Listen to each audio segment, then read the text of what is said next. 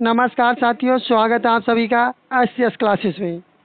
इस क्लास में आप लोग देखेंगे राजस्थान चतुर्थ श्रेणी कर्मचारी जो 2025 में सितंबर मंथ में आपका एग्ज़ाम होने जा रहा है, जो कि इस क्लास में जो प्रीवियस ईयर के नदी और झीलों से संबंधित जितने भी क्वेश्चंस पूछे गए हैं और जो आपका चतुर्थ श्रेणी का पेपर होने जा रहा है सितंबर माह में, उसमें भी पूछे जाएंगे। इस पर्पज़ को देखने के लिए ये क्लास आपके लिए इम्पोर्टेंट होती है।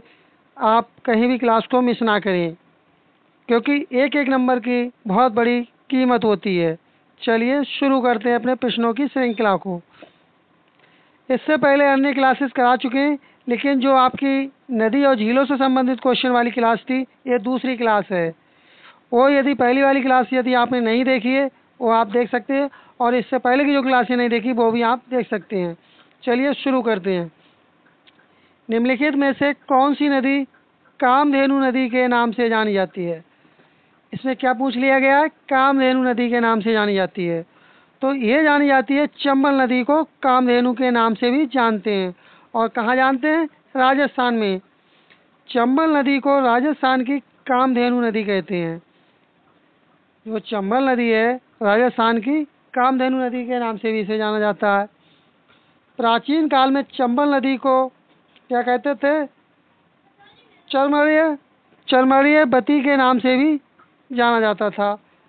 अलिनिया, बनास, पार्वती, काली सिंध, मेज आदि इसकी मुख्य सहायक नदियाँ हैं। कभी कभार क्या होता है कि सहायक नदियों से संबंधित प्रश्न एग्जामिनर पूछ लेता है। चलिए बढ़ते हैं अपने अगले पेज की तरफ। अगला प्रश्न है कि यदि हम लूनी नदी के किनारे इसके उद्गम से अंत तक यात्रा करते हैं तो हम इसकी सहायक नदियों को क्रम में पाएंगे। तो किस क्रम में पाएंगे आप लोग, ये पूछा गया है। तो किस क्रम में पाएंगे? तो आपको देखिए, एक गुहिया नदी आ जाएगी पहले नंबर पे, और दूसरे पे क्या आएगी? वांडी आएगी, और तीसरे पे आपकी सोकड़ी आएगी, चौथे पे जवाई नदी आएगी। इस तरह से जो बी वाला जो ऑप्शन होगा यही आपका करेक्ट आंसर हो जाएगा। चलिए बढ़ते हैं अपने अगले पेज की तरफ। अगला प्रश्न है कि लूनी नदी का जल उद्गम से लेकर किस स्थान तक मीठा रहता है, उसके बाद खारा हो जाता है। तो किसके बाद ये खारा होता है? ये होता है बालोतरा के बाद खारा हो जाता है। इसका जो जल होता है वह खारा हो जाता है। चलिए बढ़ते हैं अगले पेज की तरफ। अगला प्रश्न है कि लूनी बेसिन को और किस नाम से जाना जाता है? तो अन्य किस नाम से जानते हैं? इसे जानते हैं गोड़वार क्षेत्र के नाम से भी इसे जाना जाता है। चलिए बढ़ते हैं अपने अगले पेज की तरफ। अगला प्रश्न है कि लूनी बेसिन की पूर्वी सीमा कौन सी है? तो पूर्वी सीमा कौन सी है? कमेंट करें आप लोग, पूर्वी कौन सी हो जाएगी? ये आपकी हो जाएगी कालाभरा डूंगर। इस क्लास में जो आप क्वेश्चंस देखेंगे वो नदी और झीलों से संबंधित क्वेश्चंस होंगे। ये क्लास यदि आपने कंप्लीट देख ली तो आपको अन्य क्लास देखने की ज़रूरत नहीं पड़ेगी, इसलिए आप लोग इस क्लास को मिस ना करें। चलिए बढ़ते हैं अपने अगले प्रश्न की तरफ। अगला प्रश्न है कि लूनी बेसिन राजस्थान के किस विस्तृत भू आकृति विभाग का एक भाग है? क्या पूछा गया? भाग है। तो ये भाग है बेसिकली पश्चिमी मरुस्थल का भाग इसे कहा जाता है। बी वाला जो ऑप्शन होगा यह आपका सही जवाब होगा। चलिए बढ़ते हैं अगले पेज की तरफ। अगला है कि कौन सी नदी राजस्थान की बंगाल की खाड़ी अफवाह तंत्र की नदियों में शामिल नहीं है? क्या पूछा गया? शामिल नहीं है। तो कौन सी नदी शामिल नहीं है? ये आपकी लूनी नदी शामिल नहीं है, लेकिन चंबल भी शामिल होती है, बनास भी होती है, और बाणगंगा नदी भी शामिल होती है इसमें। चलिए बढ़ते हैं अपने अगले पेज की तरफ। अगला प्रश्न है कि बाड़मेर के तिलवाड़ा में लूनी नदी से डैश नदी मिलती है। तो कौन सी नदी मिलती है वहाँ पर? ये आपकी मिलती है जवाई नदी मिलती है। बी वाला ऑप्शन जो होगा आपका सही जवाब होगा। और यदि आप इस क्लास की पीडीएफ प्राप्त करना चाहते हैं तो उसका लिंक डिस्क्रिप्शन बॉक्स में लगा दिया जाएगा, वहाँ से आप प्राप्त कर सकते हैं। चलिए बढ़ते हैं अगले पेज की तरफ। अगला है कि कावास बाड़मेर में बाढ़ का पानी किस नदी से निकाला गया? तो किस नदी से यह पानी निकाला गया? यह पानी निकाला गया था लूनी नदी से निकाला गया था। बी वाला जो ऑप्शन होगा आपका सही जवाब होगा। चलिए बढ़ते हैं अपने अगले पेज की तरफ। अगला है कि लूनी नदी के प्रदूषण का प्रमुख स्रोत है, जो कि वेरी वेरी इंपॉर्टेंट क्वेश्चंस है। इस तरह के क्वेश्चंस आपके राजस्थान चतुर्थ श्रेणी के पेपर में बन सकते हैं, क्योंकि 50 से लेकर के 60% के बीच में राजस्थान स्पेशल जीके का वेटेज आपको चतुर्थ श्रेणी कर्मचारी के पेपर में आपको देखने को मिलेगा। चलिए बढ़ते हैं अपने अगले पेज की तरफ। अगला प्रश्न है कि वह नदी जो राजस्थान में दक्षिण से प्रवेश करने के उपरांत पश्चिम की ओर बहती है, पुनः दक्षिण की ओर मुड़ जाती है, तो ऐसी नदी कौन सी होगी? तो ऐसी नदी होगी माही नदी, जो कि मुड़ जाती है। चलिए बढ़ते हैं अपने अगले प्रश्न की तरफ। अगला प्रश्न है कि अनास, एरू तथा चाप किस नदी की सहायक नदियां हैं? तो सहायक नदियां पूछ ली गई। ये जो नदी है या बहाय जो माही नदी है उसकी ये सहायक नदियां हैं। अगला प्रश्न है कि कौन सी नदी मध्य प्रदेश से निकलती है और खम्पात की खाड़ी में गिरती है? तो ये कौन सी नदी होगी? यह माही नदी होगी। जो सी वाला जो ऑप्शन होगा यही आपका सही जवाब होगा। यदि आप चैनल पर नए हो, अभी तक चैनल को सब्सक्राइब नहीं किए हैं और अभी तक आपको किसी प्रश्न का यदि कोई कमेंट करके आंसर्स या जवाब पूछना हो तो आप कमेंट कर सकते हैं, जो कि आपको कमेंट बॉक्स में उसका रिप्लाई दे दिया जाएगा। चलिए बढ़ते हैं अपने अगले पेज की तरफ। नदी जो बंगाल की खाड़ी में नहीं जुड़ती है वह है, तो वह कौन सी नदी होगी? वह नदी हो जाएगी माही नदी हो जाएगी।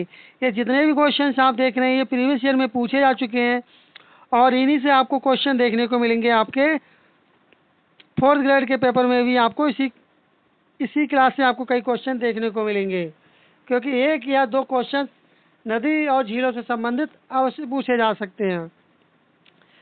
अगला है कि माही नदी का किनारा कहलाता है, तो ये क्या कहलाता है? ये कहलाता है कांठल कहलाता है।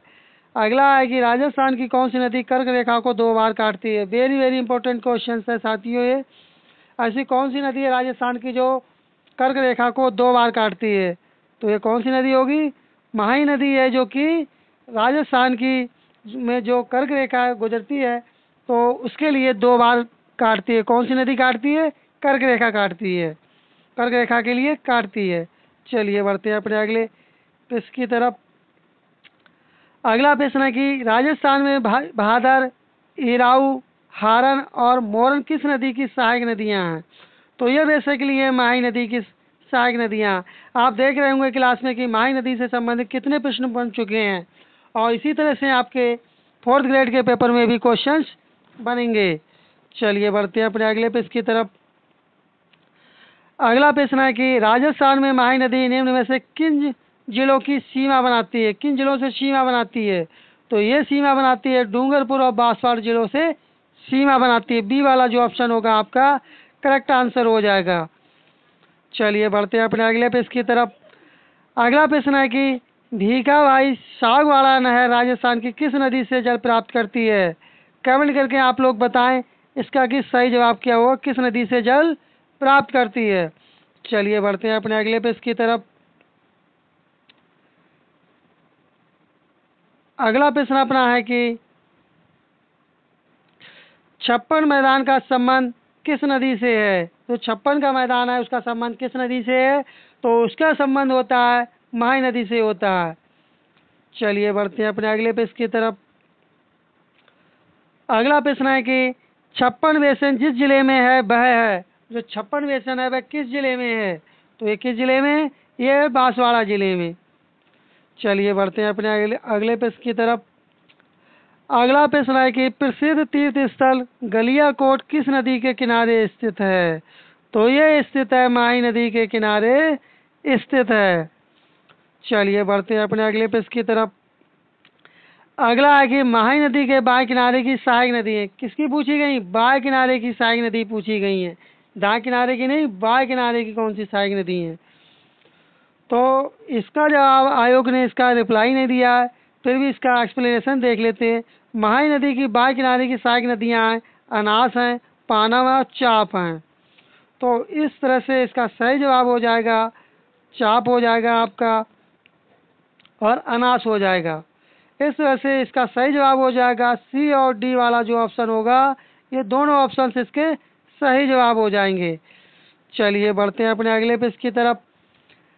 अगला प्रश्न अपना है कि सोम एक सहायक नदी है, तो ये किसकी सहायक नदी है? जो सोम है नदी पर किसकी सहायक नदी है? ये सहायक नदी है माही नदी की। बी वाला ऑप्शन आपका करेक्ट आंसर हो जाएगा। चलिए बढ़ते हैं अपने अगले प्रश्न की तरफ। अगला प्रश्न है कि जाखम नदी एक सहायक नदी है, तो ये किसकी सहायक नदी है? ये सोम की सहायक नदी है। सी वाला जो ऑप्शन होगा ये आपका सही जवाब होगा। चलिए बढ़ते हैं अपने अगले प्रश्न की तरफ। इस तरह से अपनी ये श्रृंखला कंप्लीट हुई। आपको क्लास कैसी लगी? आप कमेंट करके अवश्य बताएं क्लास आपको कैसी लगी। अभी तक आपने यदि क्लास को लाइक नहीं किया है तो क्लास को आप लोग लाइक कर दें, और चैनल को यदि आपने सब्सक्राइब नहीं किया तो चैनल को आप लोग सब्सक्राइब कर लें, और नोटिफिकेशन बेल आइकन आप लोग दबाना ना भूलें, जिससे आपको समय समय पर नोटिफिकेशन प्राप्त हो सके।